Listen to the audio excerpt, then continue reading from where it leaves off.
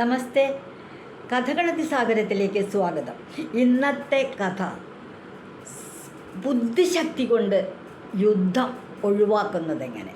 അതാണ് ബുദ്ധിശക്തി കൊണ്ട് യുദ്ധത്തെ ഒഴിവാക്കിയ കഥ. ഇത് ഹോജോയുടെ ബുദ്ധിയാണ്. ഹോജോ ആരാന്നറിയാമോ? Nasreddin Hodja. അറേബ്യയിലെ ഒരു രാജ്യമായ ബസ്രയിലെ സുൽത്താൻ ഹസൻ സുൽത്താൻ്റെ മന്ത്രിയാണ്. ആ മന്ത്രിക്ക് ബുദ്ധിശക്തിയും കാര്യങ്ങളൊക്കെ ഉണ്ട്. പക്ഷെ എന്ന് വെച്ചാൽ എങ്ങനെയെന്ന് ആലോചനാശക്തിയൊന്നുമില്ല. എന്തൊക്കെയോ കുറച്ച് ബുദ്ധിയൊക്കെ ഉണ്ട്. പക്ഷേ രാജ്യമൊക്കെ സമ്പൽ സമൃദ്ധമാണ്. അറബ് രാജ്യമല്ലേ. നസറുദ്ദീൻ ഹോജ എന്ന് പറഞ്ഞാൽ അദ്ദേഹത്തിന് ബുദ്ധിശക്തിയുണ്ട്. പക്ഷേ രാജകൊട്ടാരത്തിൽ രാജ്യഭരണകാര്യത്തിലൊക്കെ രാജാവ് വിളിക്കും, സുൽത്താൻ വിളിക്കുമ്പോൾ മാത്രം വരും. ബാക്കിയുള്ള മുഴുവൻ സമയം രാജകീയ സുഖഭോഗങ്ങളൊക്കെ ആസ്വദിച്ച് വീട്ടിൽ കിടന്ന് ഉറക്കാം. ശത്രു സൈന്യം വരുന്നത് ബുദ്ധിപരമായിട്ടുള്ള ഇടപെടലുകൾ നടത്തുന്ന മന്ത്രിയാണ് ഹോജ. ഒരു ദിവസം ഹസൻ സുൽത്താൻ്റെ കൊട്ടാരത്തിലേക്ക് അയൽ രാജ്യത്തെ ഒരു ദൂതൻ വന്നു. ആ ദൂതൻ വന്നിട്ട് ആരോടൊന്നും വേണ്ടിയൊന്നുമില്ല, നേരെ ആരോടും അനുവാദമൊന്നും ചോദിച്ചില്ല. സുൽത്താൻ ഇരിക്കുന്ന സിംഹാസനത്തിൻ്റെ ചുറ്റും ചോക്ക് കൊണ്ട് വട്ടത്തിലൊരു വരി അങ്ങോട്ട് വരച്ചു. ഇതിട്ടിട്ട് ഒന്നും മിണ്ടാണ്ട് അങ്ങോട്ട് വിട്ടടിച്ച് പോയി. കുതിരപ്പുറത്താണ് വന്നത്. ഇറങ്ങി വട്ടം വരച്ചു. കുതിരപ്പുറത്ത് കയറി തിരിച്ചും പോയി. സുൽത്താന് മനസ്സിലായില്ല, ഇതെന്തിനു ഈ വരച്ചിട്ട് തൻ്റെ സിംഹാസനത്തിന് ചുറ്റും. അപ്പം മന്ത്രിമാർ പറഞ്ഞു, ഏതാണ്ട് ഉദ്ദേശമുണ്ട്, അങ്ങ് പെട്ടു, അത് തന്നെയാണ്, എന്തോ ഉദ്ദേശമുണ്ട്, എന്താണെന്ന് നമുക്ക് മനസ്സിലായില്ല. നിങ്ങളിത് വിചാരിച്ച് ഇതിൻ്റെ കാര്യാർത്ഥം എന്താണെന്ന് പറഞ്ഞു തരണം എന്ന് പറഞ്ഞു.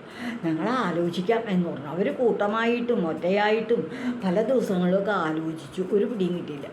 അപ്പോൾ അവർ പറഞ്ഞു, ഞങ്ങൾക്കറിഞ്ഞൂടാ സുൽത്താൻ, അങ്ങ് ഒരു കാര്യം ചെയ്യൂ, കൂടുതൽ ബുദ്ധിശക്തിയുള്ള മറ്റാരെങ്കിലും ആയിട്ട് ചെയ്യണം. അതിനിപ്പോൾ ആരാളെ കൂടുതൽ ബുദ്ധിശക്തിയുള്ള ഒരാളായിട്ട്. അപ്പം മന്ത്രിമാരിൽ ഒരാൾ പറഞ്ഞു, നമ്മളെ നസറുദ്ദീൻ ഹോജ അങ്ങയുടെ എല്ലാവിധ അടുത്തൂണും പറ്റി. അടുത്തൂണെന്ന് വെച്ചാൽ രാജകീയ ആനുകൂല്യങ്ങൾ അതൊക്കെ പറ്റി സുഖമായിട്ട് കിടന്നുറങ്ങി ഉണ്ടും ഉറങ്ങിയും ജീവിക്കല്ലേ.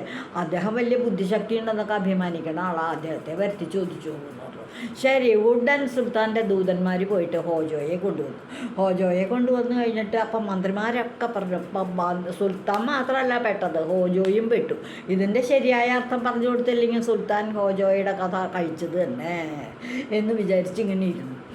അങ്ങനെ ഇരിക്കുമ്പോൾ എന്താ അവിടെ വിശേഷം വിളിച്ച് ചെന്ന് അങ്ങയോട് വേഗം കൊട്ടാരത്തിലേക്ക് വരാൻ പറഞ്ഞു. എന്താ, നമ്മുടെ അടുത്ത രാജ്യത്തെ ഒരു ദൂതൻ വന്നിട്ട് ഒരു ചോക്കൊണ്ടൊരു വട്ടം വരച്ചിട്ടിട്ട് പോയേക്കുക, അതിൻ്റെ അർത്ഥം വ്യാഖ്യാനിക്കാൻ അങ്ങയെ വിളിക്കണേന്ന് പറഞ്ഞു. അതെയോ, ഞാൻ വരാമെന്ന് പറഞ്ഞു. എന്നാൽ വരൂ, ഞങ്ങളുടെ കൂടെ തന്നെ വരൂ എന്ന് പറഞ്ഞു.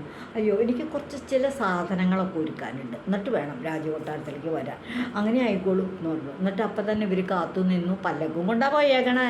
പല്ലക്കെന്ന് പറഞ്ഞാൽ എന്താ, ആളെ എടുത്തുകൊണ്ട് നടക്കണ ഒരു ചെറിയ തരം കട്ടിലും കിടക്കിയൊക്കെ അതിലിരിക്കുക. എന്നിട്ട് 4 പേര് കൂടി ചുമന്നുകൊണ്ട് പോകും. അതാണ് അങ്ങനെയുള്ളതാ പല്ലക്ക്. രാജപുരുഷന്മാരെ പ്രധാനപ്പെട്ട വ്യക്തികളെയൊക്കെ പല്ലക്കിലാണ് യാത്ര ചെയ്യാറുണ്ട്. അങ്ങനെ ഹോജോയെ പല്ലക്കിൽ തന്നെ കൊണ്ടുവന്നു. ഹോജോ കയ്യിലെടുത്ത സാധനങ്ങൾ ഇവിടെ വന്ന വഴിക്ക് നോക്കി സിംഹാസനത്തിൽ ഇരിക്കുക. അദ്ദേഹത്തിന് സുൽത്താന് ഇതിൻ്റെ അർത്ഥം അറിയാതെ കണ്ട് സിംഹാസനത്തിൽ നിന്ന് പുറത്തു പോകാനും വയ്യ, അകത്തേക്ക് മറ്റാരെയും ഇട്ടു കടത്തണമില്ല. അങ്ങനെയൊക്കെയുള്ളൊരു വിഷമഘട്ടത്തിലാകെ വിഷമിച്ചിരിക്കണം. പാചകക്കാർ കൊണ്ടുവന്ന ഭക്ഷണമൊക്കെ അങ്ങോട്ട് കൊടുക്കും, അത് ഒത്തിരി കഴിക്കും, അവിടെ ഇരിക്കുക, ആകെ മനോഹരമായിട്ടിരിക്കുക. ഹോജ വന്നു കഴിഞ്ഞിട്ട് പറഞ്ഞു, അങ്ങ് ഒട്ടും ഭയപ്പെടണ്ട സുൽത്താൻ, ഇതിൻ്റെ അർത്ഥമൊക്കെ ഞാൻ വ്യാഖ്യാനിക്കാം. എന്താ അത് വ്യാഖ്യാനിക്കാനുള്ളതെന്ന്. ഉടൻ തന്നെ അദ്ദേഹം ഹോജ ഒരു കാര്യം ചെയ്തു. ഇതിൻ്റെ അങ്ങനെ ഈ ഹോജ അവിടെ വന്നു കഴിഞ്ഞിട്ട് നോക്കിക്കഴിഞ്ഞപ്പോഴത്തേക്കും, താങ്കൾ പെട്ടെന്ന് തന്നെ സുൽത്താൻ്റെ സദസ്സിലെത്തണമെന്ന് കേട്ടപ്പോൾ ഞാൻ കൊണ്ട് വേഗം പോന്നതാണ്. ഇവിടെ വന്ന വഴിക്ക് ഞാനൊരു കുടുക്കിപ്പെട്ടേക്കാണെന്ന് സുൽത്താൻ പറയുകയും ചെയ്തു. അതാ ദൂതൻ്റെ തിരിച്ചു വരുന്നു. അങ്ങനെ പറഞ്ഞുകൊണ്ടിരിക്കുമ്പോഴേക്കും ആ ചോക്കൊണ്ട് വരച്ച ദൂതൻ ഇങ്ങോട്ട് ഓടി വരിക. ഉടൻ തന്നെ ഇവിടെ വന്ന വഴിക്ക് അയാൾ കാണലെ ആയിട്ട് തന്നെ ഇവിടെ ഹോജോ അരിമണി അങ്ങോട്ട് വെതറി. ധാരാളം ഹോജോയെ കാണലെ ആ ദൂതൻ ഈ വരയ്ക്ക് ചുറ്റും അരിമണി വാരി വെതറിയിട്ടു. അരിമണി വാരി വെതറിയിട്ടപ്പോൾ ഹോജോ ഒരു സഞ്ചിയിലാക്കിയിട്ട് ഒരു കോഴിയെ കൊണ്ടുപോയിടുന്നുണ്ട്. ആ കോഴി അങ്ങോട്ട് തുറന്നു വിട്ടു. തുറന്നു വിട്ട വഴിക്ക് ഈ അരിമണിയൊക്കെ അങ്ങോട്ട് കുത്തി വിഴുങ്ങിയ കോഴി. കോഴി അരിമണിയൊക്കെ കൊത്തി വിഴുങ്ങിയ വഴിക്ക് അപ്പോൾ ആ ദൂതൻ പെട്ടെന്ന് അയ്യോ ഇതെന്തായി കാണിച്ചേ എന്ന് ചോദിച്ചു. എന്താ കാണിച്ചെന്നോ?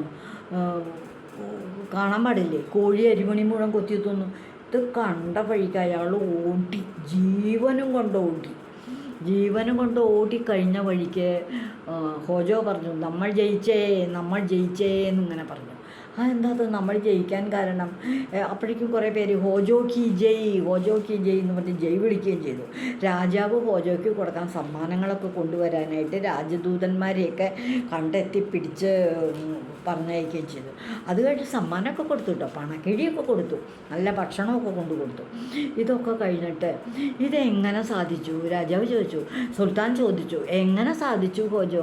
ഇത് അങ്ങേക്ക് എങ്ങനെയാണ് അയാളെ ഓടിക്കാൻ പറ്റിയത് എന്ന് പറഞ്ഞു.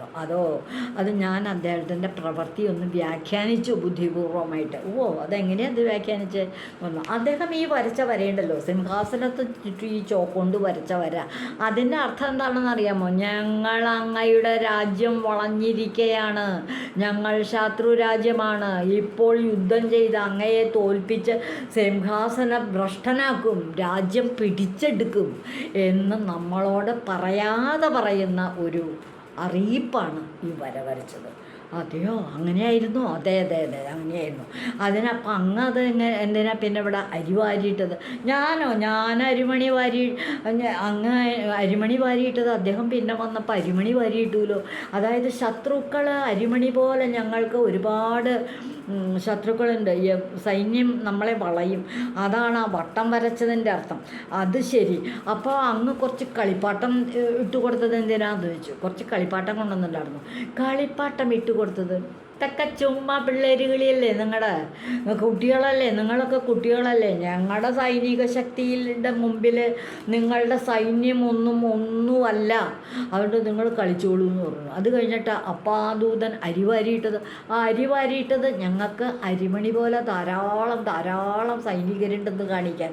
അപ്പോൾ ഹോജോ, അപ്പം എന്തിനാ അങ്ങ് കോഴിയെ തുറന്നിട്ട് നിങ്ങളുടെ ഈ സൈന്യങ്ങളെയൊക്കെ ഉണ്ടല്ലോ, ഞങ്ങളുടെ കോഴി മാത്രം മതി തിന്നാൻ, അരിമണിയൊക്കെ കോഴി തിന്നതുപോലെ നിങ്ങളുടെ ഈ ശത്രു സൈന്യത്തെ മുഴുവൻ ഞങ്ങൾ അടിച്ചൊതുക്കി യുദ്ധത്തിൽ തോൽപ്പിക്കും, ഞങ്ങളുടെ രാജ്യം ഞങ്ങൾ രക്ഷിക്കും എന്ന് ഞങ്ങളുടെ കണ്ണിൽ നിങ്ങളൊക്കെ കുട്ടികളെ പോലെയുള്ളൂ, നിങ്ങളുടെ സൈന്യം ഞങ്ങൾക്ക് അരിമണി പോലെയുള്ളൂ എന്നൊക്കെ കാണിച്ചു കൊടുക്കാൻ വേണ്ടിയിട്ടാണ് ഞാൻ ഈ പണിയൊക്കെ ചെയ്തത്.